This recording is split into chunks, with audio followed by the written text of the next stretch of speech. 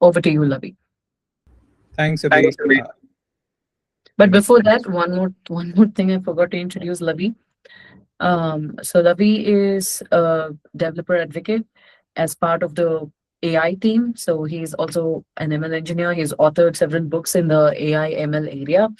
He's very passionate about ADK, and now most recently his work has been phenomenal around agent skills, and he has pioneered some of the um, kickoff samples and everything, and was also part of the team that helped with the launch for agent skills with ADK. Over to you, Lavi. Thanks, Abhi. Let me share my screen real quick. All right. Hi, everyone. And I've been part of Code Vipassana for a couple of seasons. So this is the one I'm coming back after a long time. So good to see you all. I'm sure that you will get to learn a lot of things.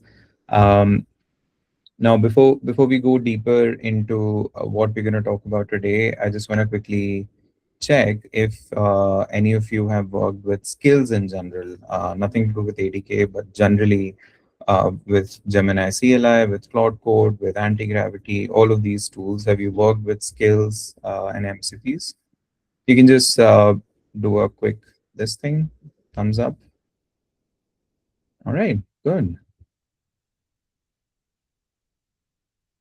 wonderful. So I see a lot of you have actually um, use that. So one of the reason I asked this before is because the whole topic that we're going to talk about today is skills, and it's important for us to understand what are skills and why are they important, and then we'll sort of make a case of why knowing design patterns would make a sense, and then we'll also do a quick hands-on just to see how you actually implement that in ADK. I also shared in the chat one of the very recent blog that I wrote with Shubham from our team.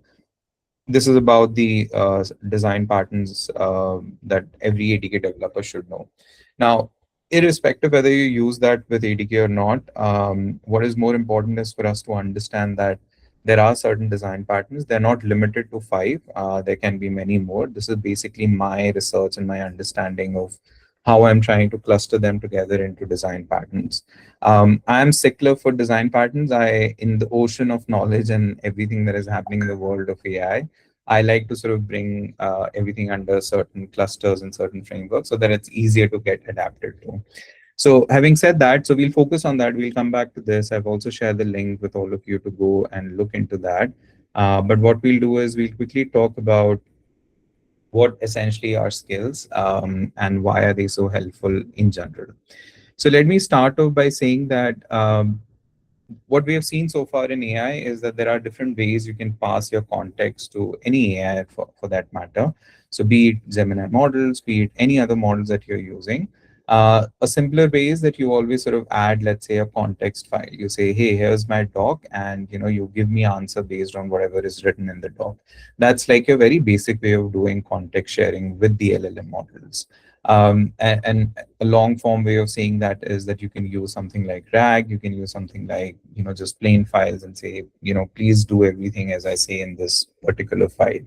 That's pretty much what the genesis of skills are. It's not a RAG solution per se. It sort of behaves like a RAG because you're essentially passing that context to the LLM while it sort of processes your query. So skills are, in a way, simple context files which gives structure to how the LLM has to think about the problem statement that you've asked it to. So in a very simple term, let's imagine a simple use case. Let's say I am trying to reframe my emails that I'm sending to my colleagues. For example, let's say I'm sending an email to Abhi, and I want to make sure that every time AI writes an email for me, there are certain things that it follows, right? So it should have grammatical correctness. It should have some sort of non-formal flow because I'm just sending an email to Abhi. And let's say Abhi has these 5 rules which he wants to make sure that my email always contains in terms of context, in terms of I'm not writing anything random and not giving enough context. So think of it as a rule set which I want every time my AI to follow, and this is where skills comes in very handy because you can imagine like there could be so many rule sets that you can have, right? So this is where skills comes in handy, because you can create these skills. So I can create a skill called as email to abhi.md, which is a simple text file.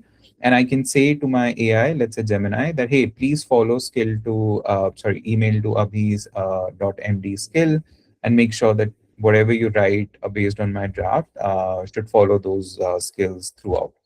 That's pretty much what the whole premise and the fundamental of skills are, right? Which is, there are certain skills which contains these rules. These rules then become part of what you're trying your models to do. Again, it's a new packaging of the same thing that you would have done previously as well, which is to say that you would have written this as part of your prompt, you could have written this as part of your system instructions, and so on and so forth. So it's nothing new from that perspective. It's pretty much the same thing. It's just that it now has a new packaging and its utility has improved, because now you can sort of add these rules, you can add scripts, you can add a lot of different things, and models are tuned to sort of understand these skills much better. So if you have been hearing skills a lot, and if you have not worked with skills, do not sort of think that, oh, there is something new suddenly and I have to learn everything. It's a very simple thing. It's not complicated. It's just a structured rule file that LLM has to follow. So now with that sort of understanding of what skills are, let's understand what is progressive disclosure. Now, sorry, before I go there, I also want to cover one more very important aspect, which is, I forgot to open that. Sorry, skill specification. So now, as with every rule, when you are trying to sort of define a rule set which everybody has to follow, because all models are tuned on that, there has to be a specification, right? And this is where everything that you write has to follow agent skill specification. So there's a consortium which is headed by many different companies. More importantly, Anthropic sort of takes care of this. It has all the structure that needs to follow. So whenever you are trying to write your own skills, you have to make sure that you're following the agent skill specification. And that's very true with ADK as well. So if you're trying to define your own ADK skills, you need to make sure that ADK has the skills that you're writing is following the specification. So again, that's very important, because a lot of things that we're going to talk about in terms of concept will come from there.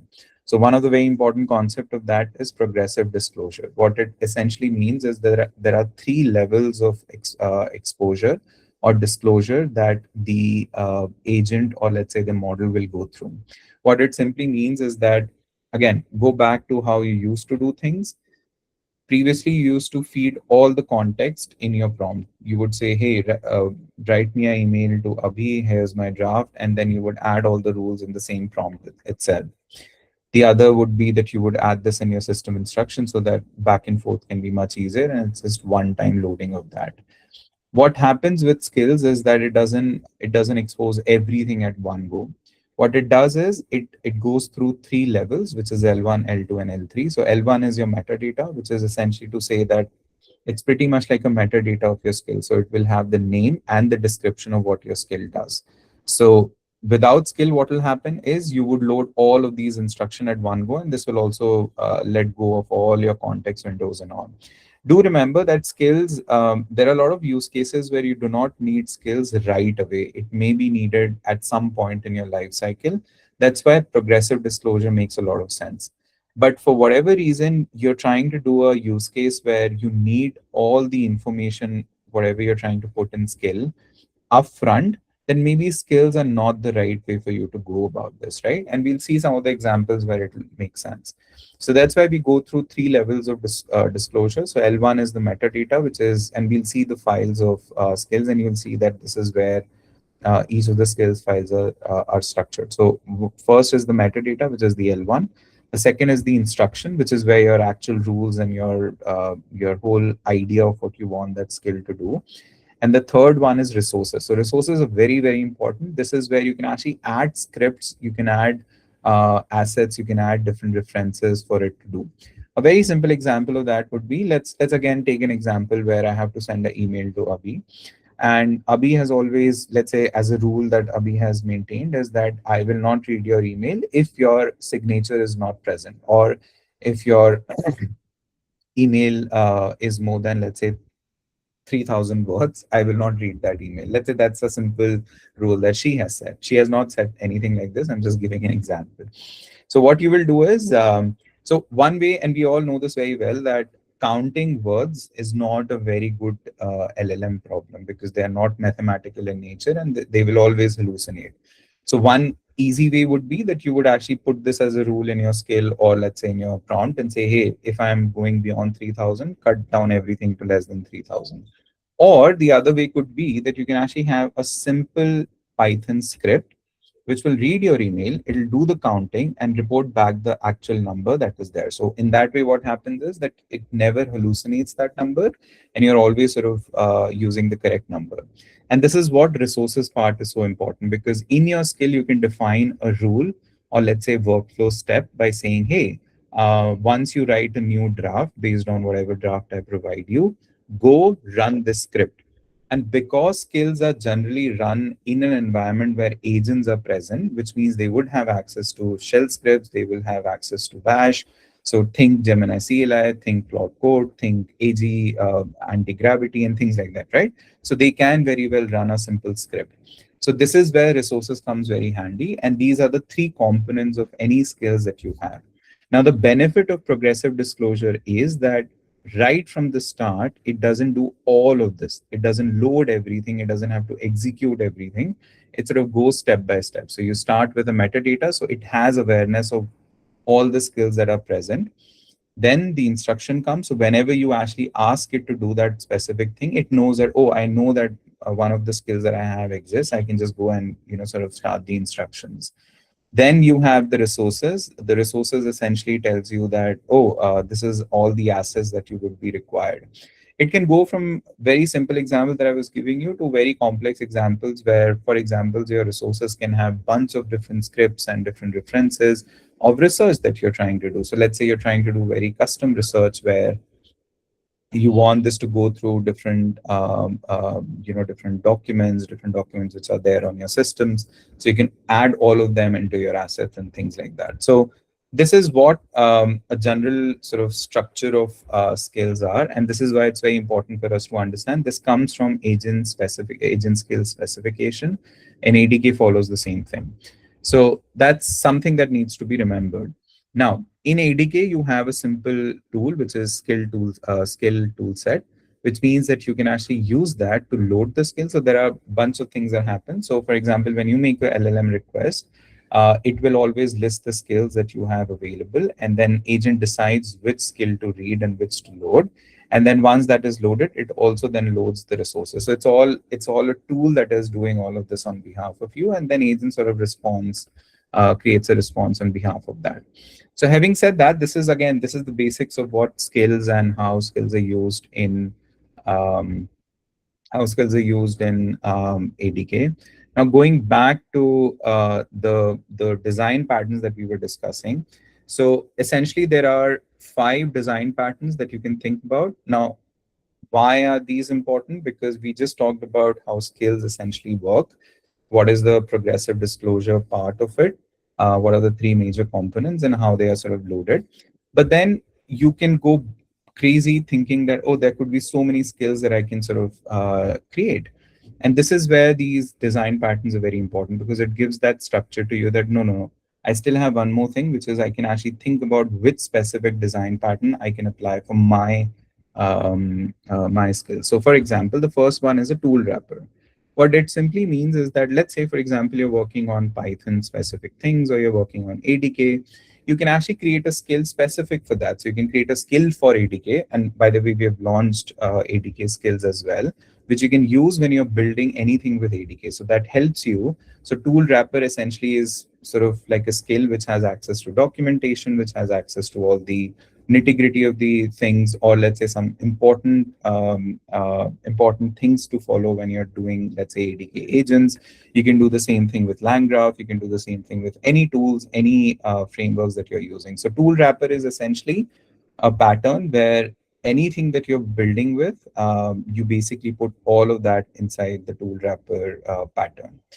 The next is generator. This is where, for example, the example that I was giving you, which is if I have to frame all the emails that I'm sending to Abhi in a proper structure, I will create a structured output from these templates. So I will first let the LLM do its job of taking my draft and creating a first draft that I can send, and then I will say, please now load the generator or the structured output format, and then sort of convert this into this format.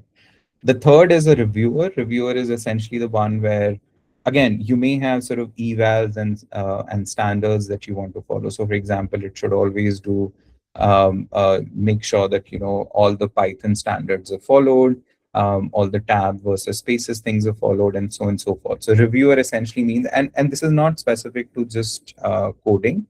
It could also be like review in sense of, let's say you're trying to review your customers' feedback, trying to review your college assignments or company's assignment or anything related to that. You can create a review part out of it. So this is where the reviewer part is very important because it gives you a structure of how skills can be reviewer in that sense. Then you have inversion. Inversion is basically, it's almost like how your colleagues or your peers would always question you before you make a final decision. So it's almost like in the same example that I was giving you for emailing it to Abhi, actually create an inversion of Abhi saying, hey, I know Abhi always has these 5 questions she wants to know or she wants to ask. Can you just put this in, let's say, a skill or flow that you can follow? So what then will happen is, even before I send this email to Abhi, my inversion pattern will actually go through all of this, the first draft that I've written, and then it'll ask me all of these questions, which I know Abhi is going to ask me. And then the last one is very complex one, which is pipeline, which is to say that you basically create a flow or a multi-step workflow where you define, oh, step one is this, step two is this, you need to do this, you need to do this, and so on and so forth. So that's pretty much what we have overall in terms of design patterns. Now, there's a lot that happens internally. If you go through the blog that I've given you, it has examples of how that specific pattern looks like. So, for example, this one is a fast API example where you can see I have the metadata. So you see the first part where I have the metadata in terms of descriptions and the name. Then I have the rule set. So I say you're an expert of this. And then it sort of has the core conventions when reviewing code, when writing code. So it is sort of kind of a rule set. Similarly, let's see the generator one. So you will see that in the generator one, it says, oh, please follow the style guide, please follow the report template, and you will add these in the references and the assets. So this is where the other folder becomes very important because you can save these things in those things. So what this does is it sort of adds a deterministic layer into your workflows that you're trying to do with any agent or any LLM work that you're trying to do. So that's this. Let me also show you a reviewer one. So if you see the reviewer part, you will see that it has again very specific things that you should load this, which is a checklist that I've created. Please read the user code carefully, and then step 3 and then step 4. So again, these are not standards. These are certain things that you can write on your own. The fourth is inversion. This is where I was trying to tell you that you can actually ask those questions. You can add these questions way beforehand so that it'll always ask you these questions. And the last one is the pipeline, where you can see that we define each and every step as a step-by-step method. Now, with all of this, what we're going to do is I'm going to show you one of the use case. So let me quickly go to ADK samples. So I'm not sure if you guys have ever seen ADK samples, but ADK samples, I'll just put the link as well in the chat. So ADK samples are a bunch of different samples that are there for us to play with so that you can see what ADK features are. In this one, the one which is very important for us and the one that you'll do in this tutorial, in this session is the agent skills tutorial. So once you open this up, you will see that we have the app folder. In the app folder, you will see the skills folder. So this is where we have added our own skill just to see. So the first skill I have is a blog writer, where I have the skill.md. So if I open this up, you will see that I have the metadata at the top, and this is rendered. That's why it looks weird. But if you see the raw version, you'll see.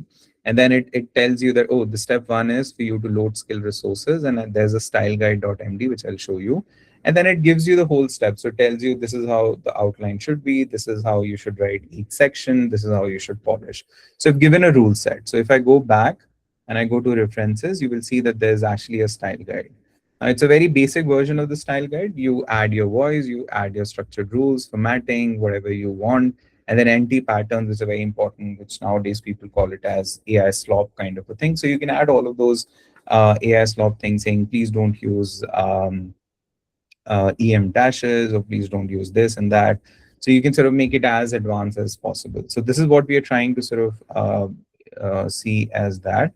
So if I go back, so I have one of this, and then I have the content researcher, which is going to sort of research the topic that you give. So if you go here, you will see that it goes through different phases. Phase one is topic research, content planning, SEO optimization, so on and so forth. If I actually go back and see the references, you will see I have SEO guidelines as well. Again, it's very simple, it's very basic. It doesn't really mean that you'll actually optimize in a right way, but it sort of has those specific rules which it will follow. So Abhi will show you in the second half of the session how you actually run this. But just to show you how it actually looks like, if I go to my ADK web, the same thing that I'm running, let me zoom this up and let me put this on the left.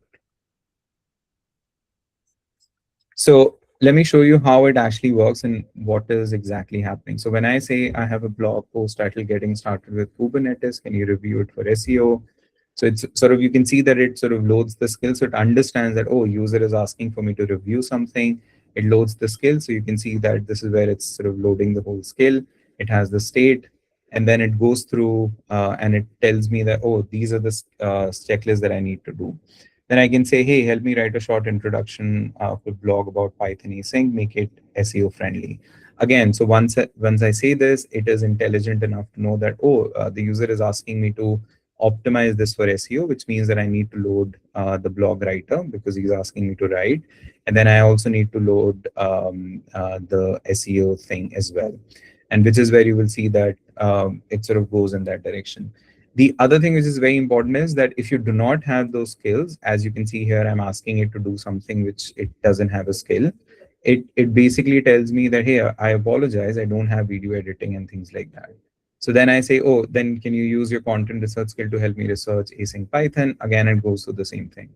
The best part of this is that you can actually add a skill, which is a skill creator. So you can say, hey, I need a new skill for reviewing Python code for security vulnerabilities. And then it will actually, because it has a skill called skill creator, it will actually create a new skill for you. And this is where the meta level comes in, where you not only can use the skills which thousands of people have built, which are available on GitHub and many of the websites. You can actually create your own skill creator and define that rule, and it will actually create those skills for you so that it becomes more reusable.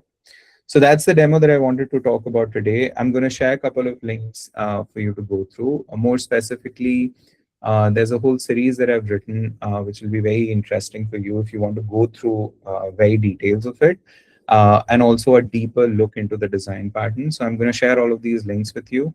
And I'm going to hand it back to Abhi because I have to rush for my flight. But thank you so much for listening. Thank you so much, Lavi. I'll share all the details that I have, Lavi, and also your LinkedIn, so folks can find you, ask questions if they have further. Cool. Thank you so much, Lavi. And let's get started with the hands-on portion. But before that, I saw repeated questions around why is it different from agents? What is what is skill? Why do I need to use it? I know we extensively looked at what skills is and what are the design patterns around it right now in the call, but to understand the difference is when you would use it. See, it's not just about template or metadata. It goes beyond that. It goes into even the aspect of offering a more cost-effective approach compared to a tool-heavy prompt-based alternatives.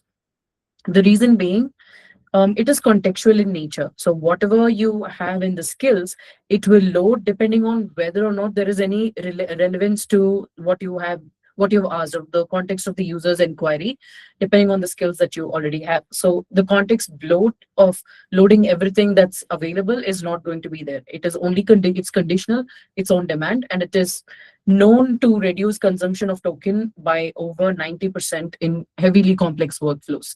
So I don't know. I personally have not identified that difference because it's recent, it's new, and I personally have not used multiple layers apart from MCP Toolbox for orchestrating agents and tools. I have not used agent skills except for the demo that we are going to do today, which I have right away with me. But I'm not going to tell you that I have experienced it personally, saving 90% of tokens. But I've known and read about this, and people talk about this, organizations talk about this a lot. This is not just a Google thing, right? ADK is supporting it, but skills is out there. Even if you're looking at anti-gravity, for that matter, there is a place where you can edit skills, you can add all the files that you're doing programmatically in today's session. You can also build that in anti-gravity.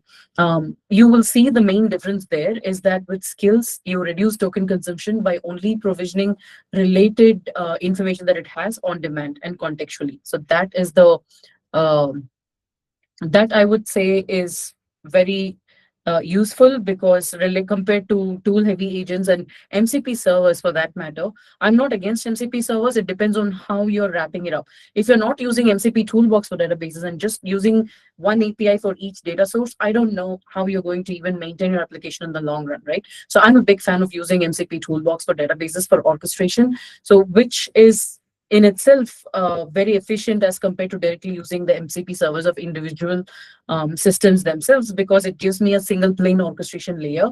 But skills is very specific to every system or any particular system that you have. It can be specific to a workspace, it can be specific to a certain project or certain knowledge, a certain area of knowledge that you're using for your agent. You can define it in whatever context you want.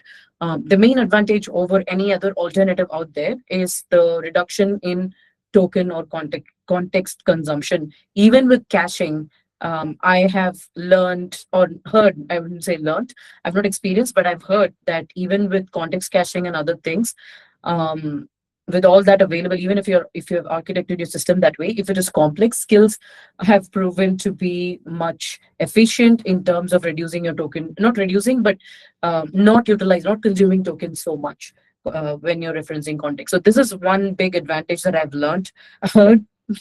I'm yet to experience that because I've not introduced skills in a very complex application of myself.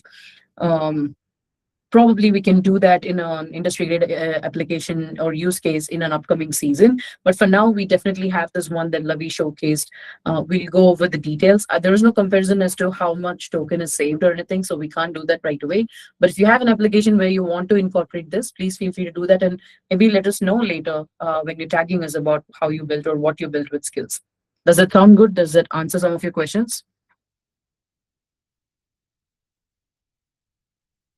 Perfect. So let's get started with the hands-on. So to begin with, I want all of you to use the credits link which was shared earlier. It was there in your email as well. It is there in the pinned messages, in the pinned message in the in-call messages as well. I'm going to copy that again and paste it right here in the chat again one more time. So click that.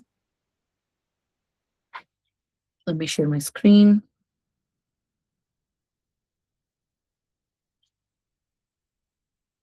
So click that credits link and make sure you're in a Google Chrome browser logged into your personal Gmail account. You would land on this page with a click here to access your credits button. Go ahead and click this button. Once you click this button, you should be able to see the second page, which has the first name, last name, account email, and coupon code credentials with accept and continue blue button in the bottom of the page. If you scroll down, click that button,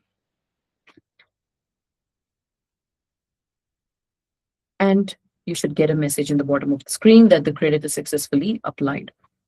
Now, for most of you, it should automatically land on the billing overview page.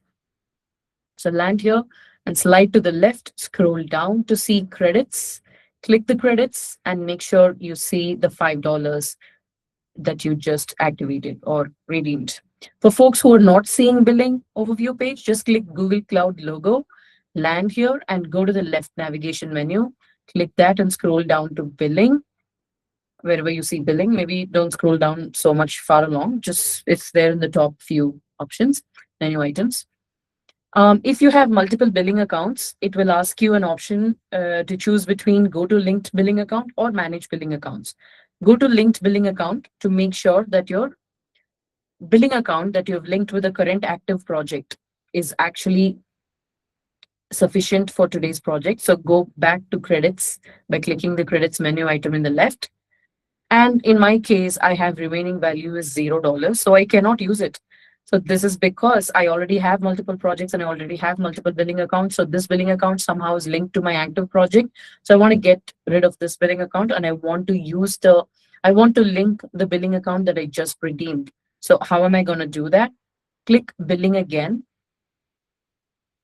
So now instead of going to linked billing account, I'm clicking the next option, which is manage billing accounts. Go here. And as you can see, it has two tabs, your billing accounts tab and your projects tab. Click your projects. And in that list, you will see the first one, whichever one you want to use for today's session, please take that, the project. Scroll to the right of the page where you see the three dots, vertical ellipses.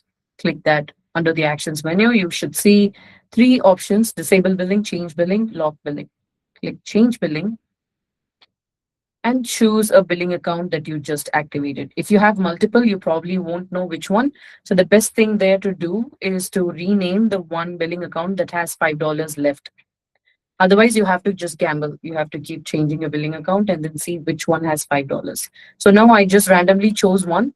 So I'm going to go back here and now I'm going to check in credits again to see, go to billing and go to credits again, linked billing account, and go to credits. Now I'm going to see if I have $5 available. I do. So it turned out that the one that I randomly chose has $5 left. So I'm going to continue to use this project. This is only for folks who have multiple projects and multiple billing accounts. Now, for folks who are brand new to Google Cloud or attending the session for the first time or just deleted all the previous projects and you have a blank slate, you already activated the billing accounts. So now it's time to set up the project. So click this project picker drop down right next to Google Cloud logo. And then in the dialog that pops up on the top right corner, you have new project button. Click that. Choose the project name. Give something meaningful, alphanumeric, without space so that it doesn't populate that with some numbers. So choose something that's meaningful to you for this particular project. And then leave the billing account as it is. Or if you have multiple, choose the one that makes sense to you, the one that was most recently added. Or if you have only one billing account there, great. You will not even see this billing account drop down, which is ideal because you have, which means by default it is linked to an active trial billing account, which is great.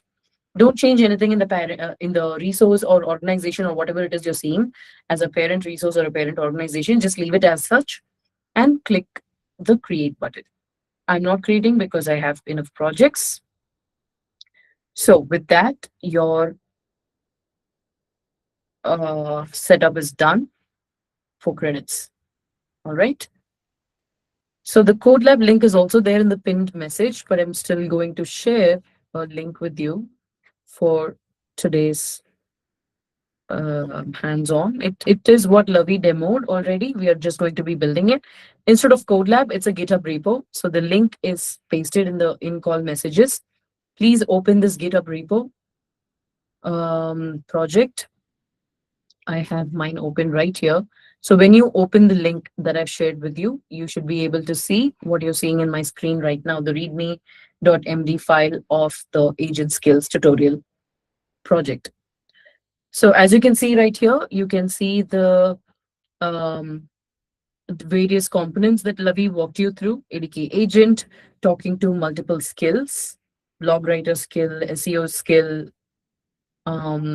any other content research writer skill, meta skill like skill creator. So multiple things that he already demonstrated. So we are not going to dive into the explanation of it. It's already explained to you. So please go through that and look at the quick start. Scroll down Once you click on this repo link or open this repo link, you should see the readme.md file and scroll down to the quick start part. But before you go and copy any such command right here, make sure you're logged into Google Cloud Console, which you should be because we just activated the credits right now. And you should be clicking the Google Cloud logo and land on the page right here, which is the Google Cloud Console's landing page.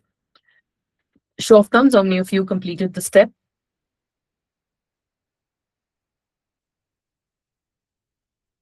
That's great. All right, let's keep moving.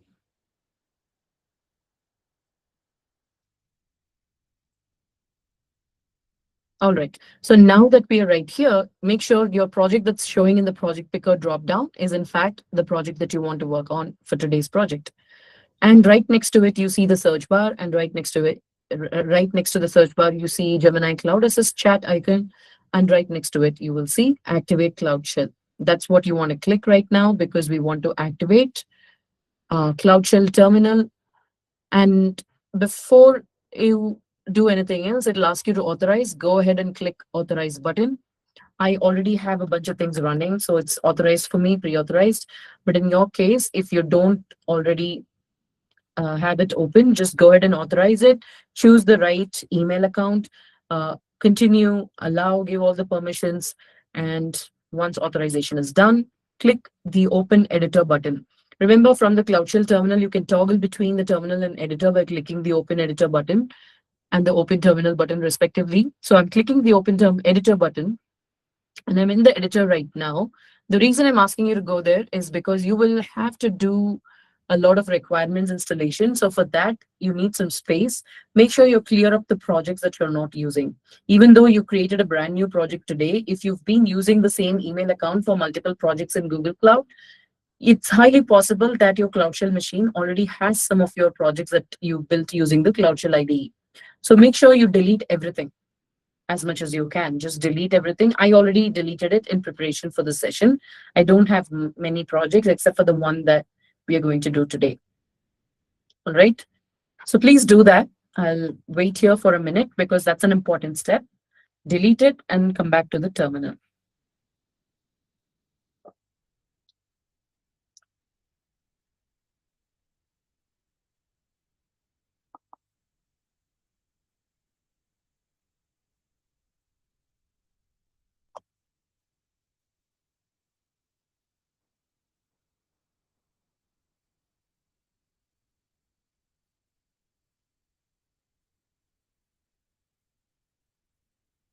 All right. Show of thumbs. How many of you completed that step and have a blank slate or clean slate or reasonably clean slate to get started with cloning? Yeah. Perfect.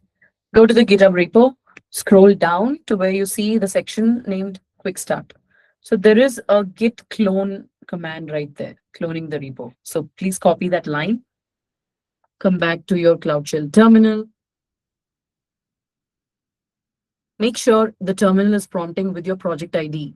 If your project ID is not showing here, then that's a problem. You will have trouble authorizing your agent later. So make sure you have gcloud. Wait, why is it not typing? Okay.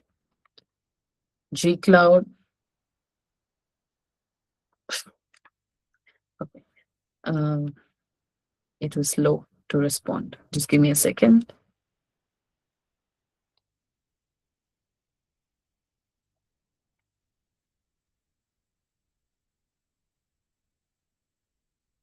Okay. gcloud config set project, your project ID, whatever your project ID is. Enter that and hit enter.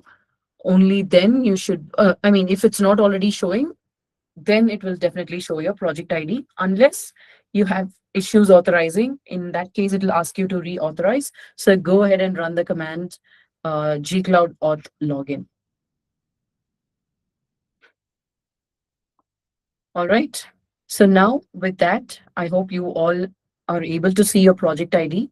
Go ahead and paste the git clone command.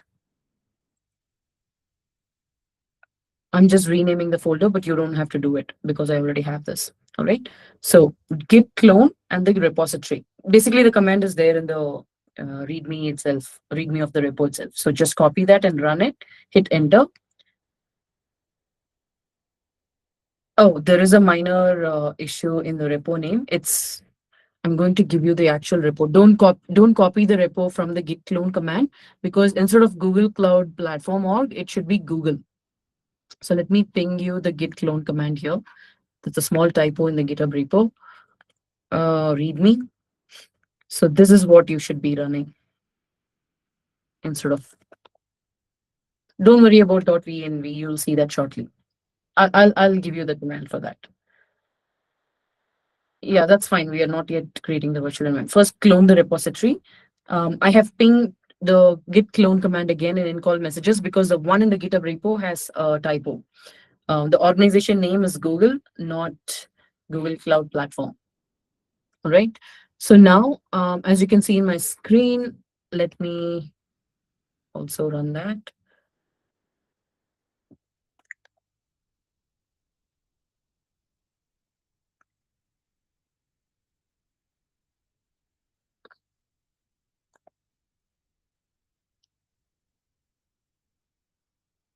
All right. So mine is cloned and I have this in my I don't have, I mean, let's say I have it because I don't have any space left. I already have it cloned. So in your case, the clone should be successful. And if you click editor, you should be able to see ADK samples along with all the other folders that it carried over as part of the clone. Now I'm going to ask you to delete all the folders apart from Python. Python is, as you can see right here, within agent skills tutorial, sorry, ADK sample, you cloned the whole ADK samples, right? So if you go there, you will see all these folders, .github, Go, Java, TypeScript, and all these files. So except the folder named Python, delete all the other folders from your Cloud Shell editor because this will consume space and it will have trouble doing the requirements installation. So please go ahead and delete all the other folders apart from Python. I'll allow you all a minute here because this is a critical step. Don't worry about environment setup. We'll set up right after this.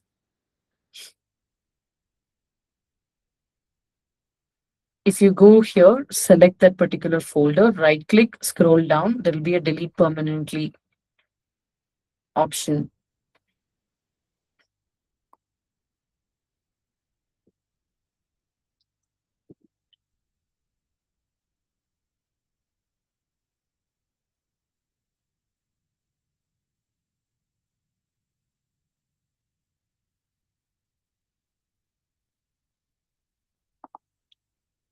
Show of thumbs, how many of you completed this step?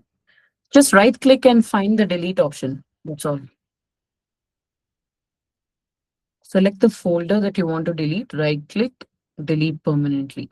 Or if you want to delete multiple folders that are lined or stacked up next to each other, you can do the shift um, and click as well to select multiple if you want. But depends on how you use your mouse or your trackpad. Just right click and delete would be a easier option. Right click, click the option delete permanently. That's it. All right, moving on. Yes, all folders. Delete all folders except Python. Now go into the Python folder. So if you go into Python folder, you will still see multiple folders.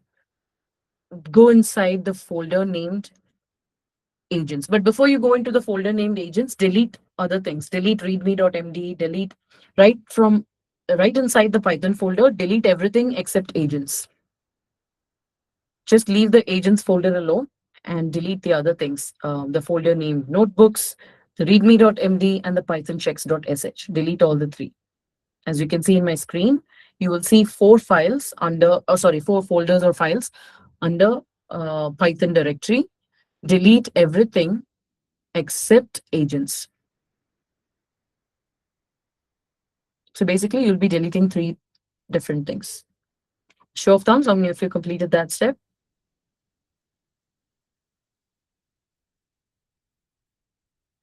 Alrighty. Now navigate inside agents folder. Again, this is a bigger delete because you have multiple folders, multiple projects here, except agent skills tutorial. Whatever is there below agent skills tutorial, delete everything. You can do that by selecting multiple folders at a time. Above agent skills tutorial, there are three folders. You can delete that later. First, delete the ones below agent skills tutorial because we are going to work on agent skills tutorial project today. So remove everything else below that. So how will you do that? You can just do a shift and selecting multiple folders until you reach the last point, and then right click and delete all together in one shot. It will take some time, take a few seconds to delete each folder one by one. So allow it that time. And then you should go and delete the three folders on top before agent skills tutorial folder. So the RAG, academic research, and agent observability BQ. Delete all of these things. At a later time, you can look at these projects as well. But for today's session, we only need agent skills tutorial folder. I'll wait. I'll give you all a minute.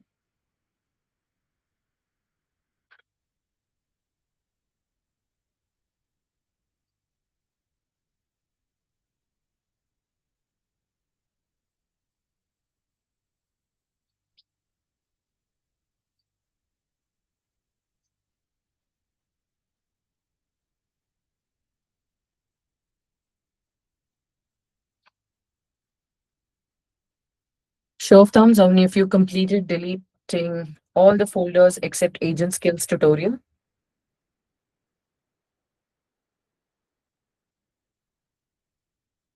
That is perfect.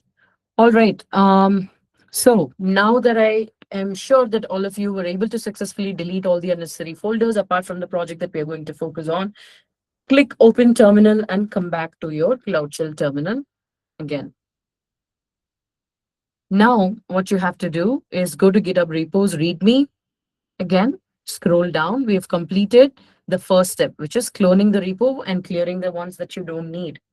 Now, let's change directory and navigate into the folder, the project's root folder. So copy the cd command that's right below the git clone command from the GitHub repo. I'll also paste that in the meeting chat. Paste it in your terminal and hit enter.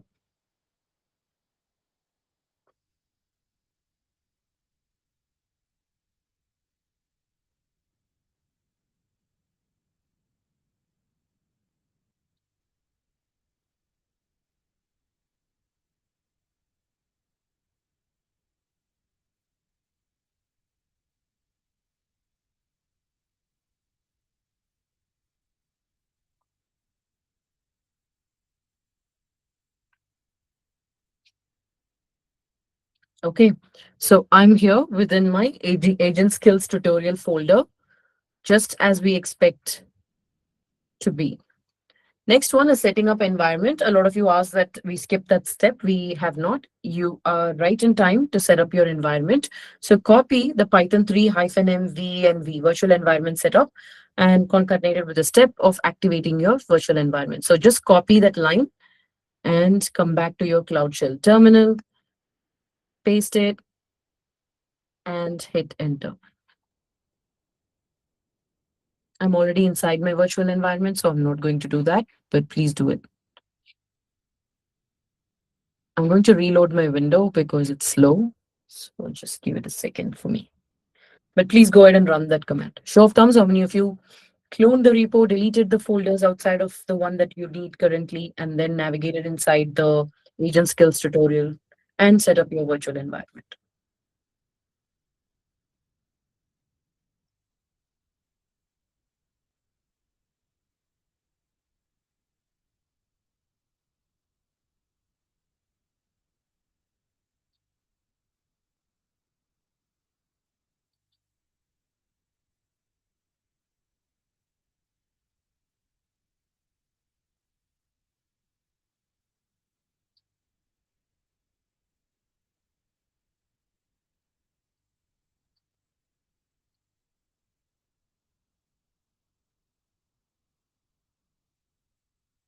I don't know why it has timed out for me. Just give me a moment. In the meantime, while my thing is loading, don't worry about it. Go ahead and do the next step, which is pip install hyphen e dot. Don't run it as it is. Just there's a small tweak there because of the amount of space it takes to install all the dependencies that are required for this. I just want you to run one critical thing, which is the hyphen no cache dir. So let me give you that. Pip install hyphen e dot. I'll give you that in the chat. So please run this one instead.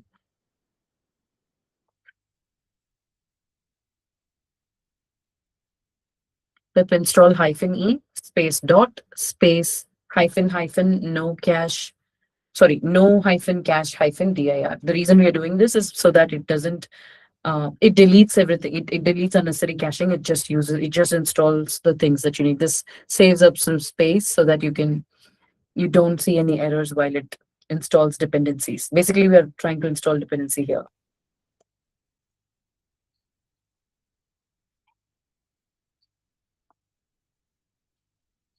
What is going on?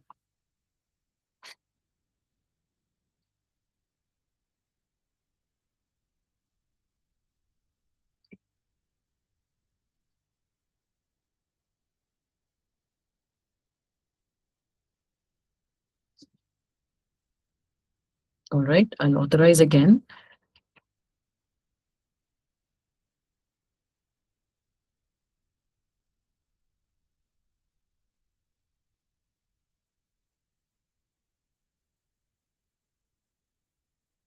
There we go. So I am just going to activate my virtual environment again. Don't worry about it because I'm two steps behind, but I'm sure you all were able to successfully activate your virtual environment and install dependencies. Show of hands.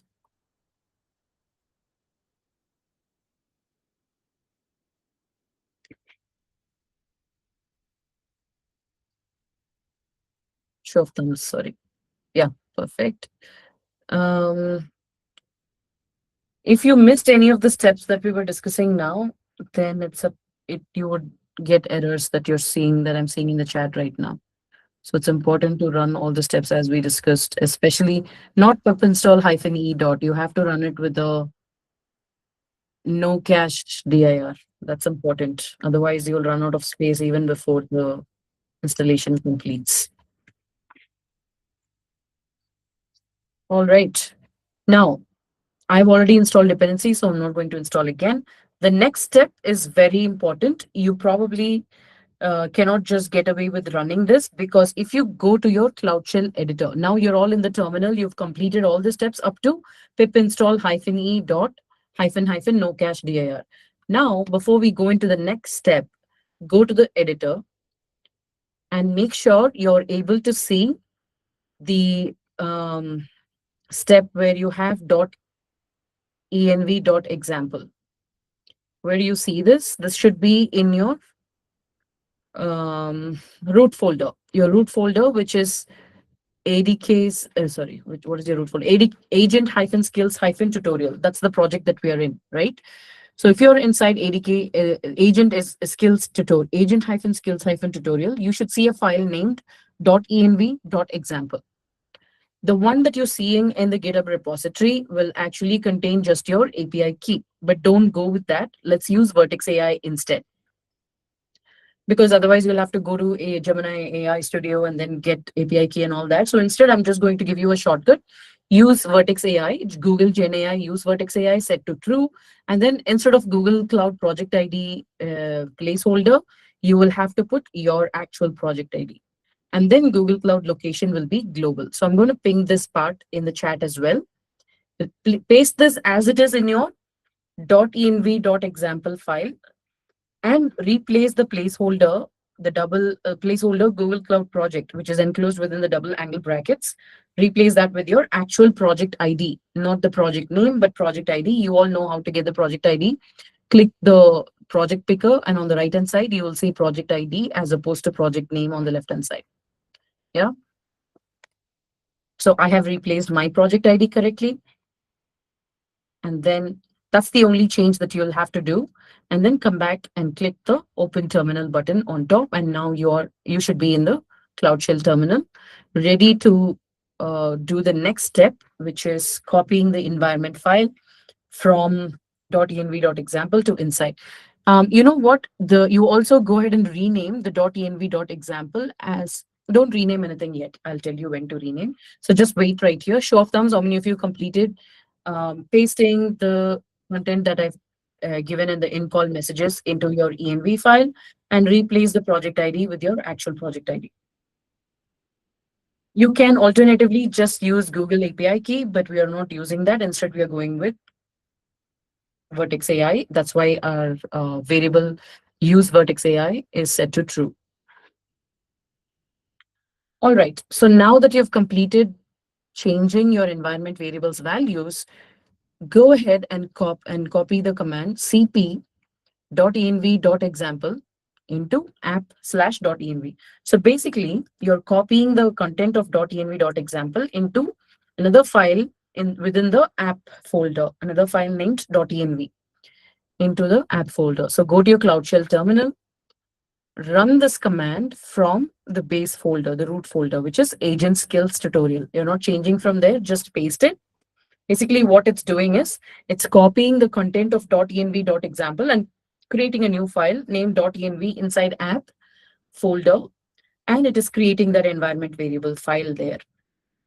Now, once you have replaced this, you can go to your Cloud Shell editor right here by clicking open editor button, and you can choose to rename the .env.example as just .env, because we need one outside the folder that is within the root folder of your agent and one within the app folder of your agent, the .env. So you can rename it or you can just leave it. If you want to test the web version, rename it. If you just want to test it interactively in terminal, use the .env within the app folder. I'm just going to test it interactively in the terminal because I just like that approach. You already saw in Lavi's demo the web version of it, so I'm not going to use it. Okay, so I just stopped at copying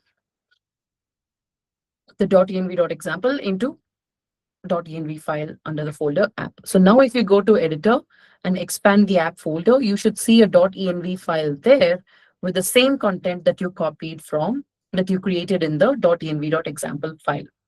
If you're not seeing hidden files, click the view menu and do toggle hidden files. And then it'll toggle between switching on and switching off of visibility for .env files. All right, now go back to the terminal. The next step is finally to run the agent. Now, since we have directly only created .env within the app folder, do cd app, navigate inside the app folder. Show of thumbs first. How many of you completed copying the .env contents over to app folder?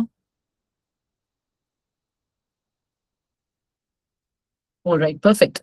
Now go to your Cloud Shell terminal and make sure you're running ADK space run space dot. Basically, you're asking ADK to run the application, the agentic application that is in this directory, which is the app directory. Let me paste this command for you in the meeting chat, and it will start interacting if everything is fine, if the requirements are installed correctly.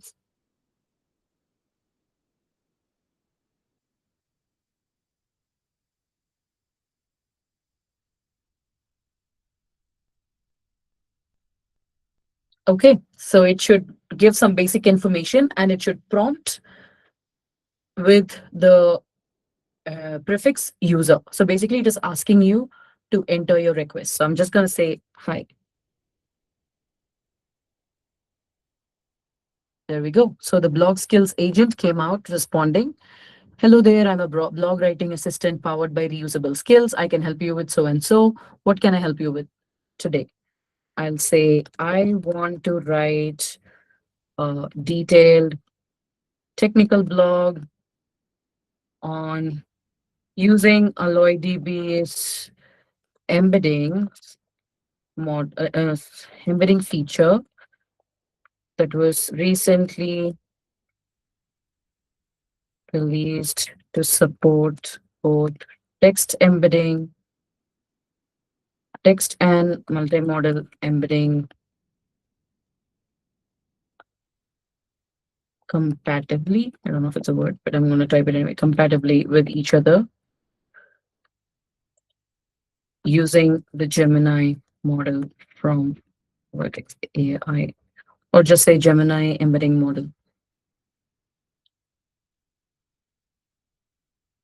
Get the latest versions and other technical details from the respective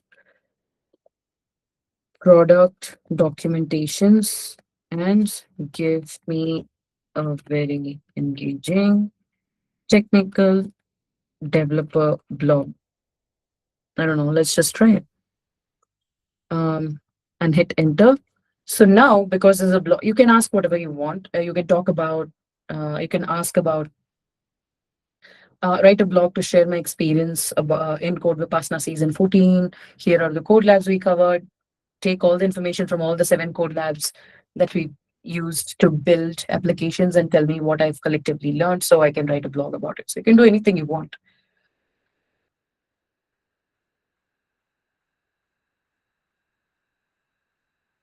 Okay, so it's doing its own business.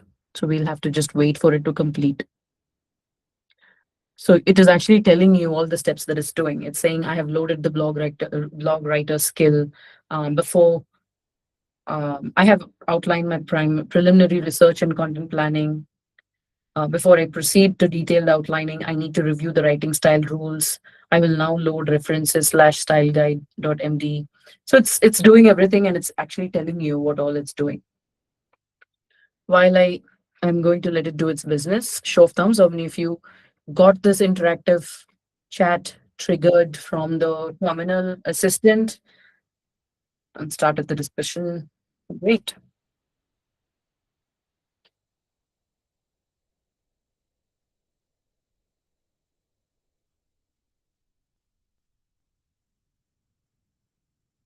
Yeah, if you missed a step and used API key instead of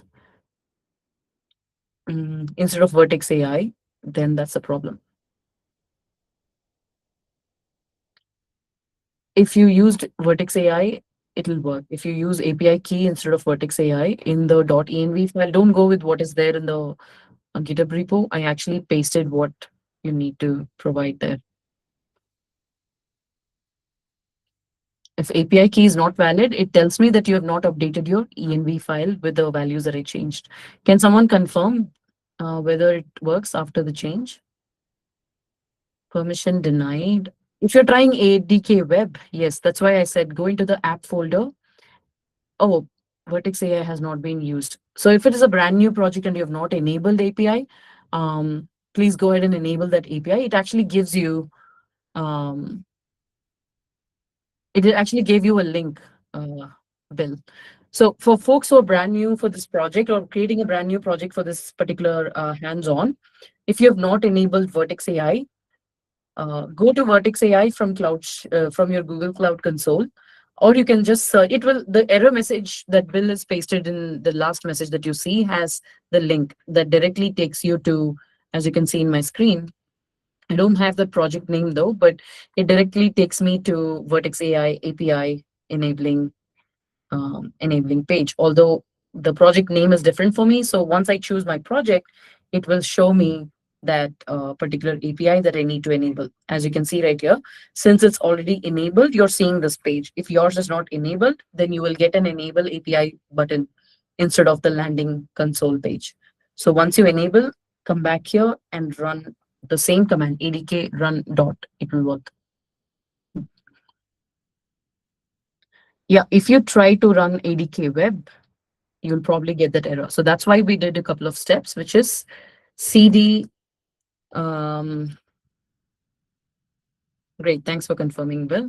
And then you have to, for folks who are trying to use the instructions in GitHub repo, if that's not working, that's totally fine. Just go into the folder named app, and in there, just run this command instead of running the web aspect. You can figure out the errors later. Just make sure you're getting it to work in your terminal. That's more important. Yeah, whatever information it wants from you, provide that. It's an interactive chat. See, like in my case, the blog is actually complete. I have a brilliant blog with examples, Python scripts, things that I didn't ask for because I said make it an experiential developer blog. I think if it all works fine and if it's using the models per my interest and if it works, I'm going to publish this blog.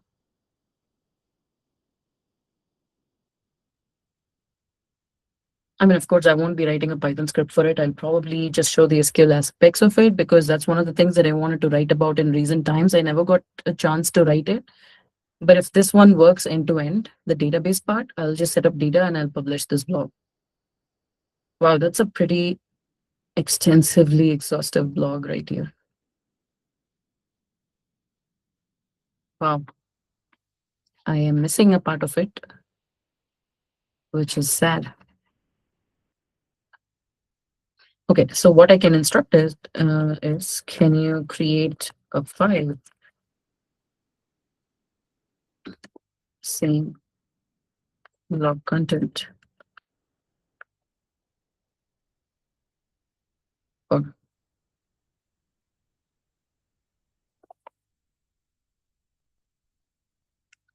oh my god,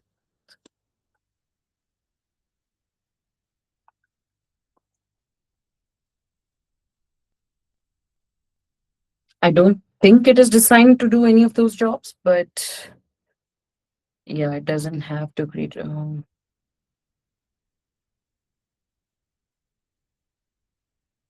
Can you use your generic skill to create that markdown file yourself? I mean, if I had defined my agent to do that, it'll probably do, but I don't think I don't think it's capable of doing that. However, yeah, this is basically what I wanted to showcase. Show of thumbs, how many of you got your whatever it is that you were trying to do successfully delivered?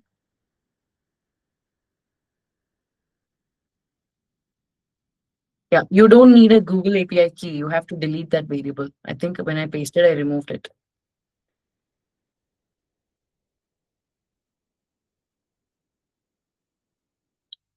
All right. If you get a resource exhausted error, I mean, that's not possible if you're using Vertex AI because it has a fairly high threshold for in terms of how many calls you can make. If you want to try a different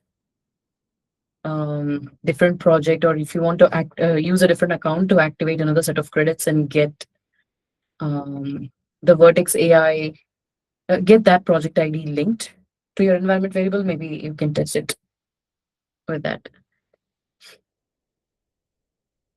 All right, that is the end of today's session. I hope it was helpful for understanding what agent skills are, and it is helpful. I hope it was helpful for understanding how you can incorporate skills and other. It's like not just the instructions on what needs to be done, but you can also give examples of. Remember when GenAI became a big thing initially? We were asked to give prompt examples as zero shot prompts, one shot prompts, and few shot prompts. So how we gave examples, but then each one counted for a token um, for the spend on the token that you're causing because of all the examples that you're provisioning. This is an advanced version of it where each and every example that you're providing is not going to account for the token cost. However, you will be able to give contextual relevance to the documentation that you're doing with skills.md and the relevant files that you use in your folders along the resources um, that you support your skills with. So I think that's the most important part there. It is very easy to get carried away with everything that's surrounding the agent world right now with MCPs, MCP server for each product or service that is out there, and then APIs, the conventional way of doing things, and then you have agent skills now. So with all of those things, don't get overwhelmed by everything that you need to do, see what works for you in a production grade system. What will take your day two loads or day two workloads, to simplified. First of all, simplifying the ecosystem of your architecture, data architecture, to begin with, and also your agentic solution, and then use uh, an orchestration layer that works best for you. I personally prefer MCP toolbox for databases in association with like everything that all the databases and anything that I use. I also, the best part is MCP toolbox also supports agent skills now with, basically all the tools can be exposed as skills directly, which means you can use those tools just like you would use agent skills. There is actually a blog about it, how you can use MCP toolbox in association with tools. You can just try it out at your own time. Basically, how you can expose the tools that you create with MCP toolbox or databases as skills and use it in your agentic application. So yes, skills is definitely useful, and it is becoming quite famous these days because of the what I hear about its context saving, cost saving approach to agentic systems. I'm yet to see that, but yes, that is why it's mostly sought after these days. So yeah, do try it out and let me know. Chat about it, use our community, tag Code Vipassana if you're sharing something like that, so we all can understand what exactly you're talking about and how this has helped you in your work or in your projects. Yeah. So, with that, I'll conclude today's session. I also want to highlight that this is the finale, the virtual session finale for season 14, which means we don't have any, we have completed all the projects we have set out to complete in season 14. We do have one in person finale, which is which is specific to one group. We had invite only one, which was left out in one of the previous in person sessions that we did. So, we are doing that, but that is nothing new. Everything that we've covered in season 14. We wanted an in-person finale just to make it come a full circle because we did that kickoff for season 14 in Hyderabad. So we are closing that out in Bangalore. So that's what it is.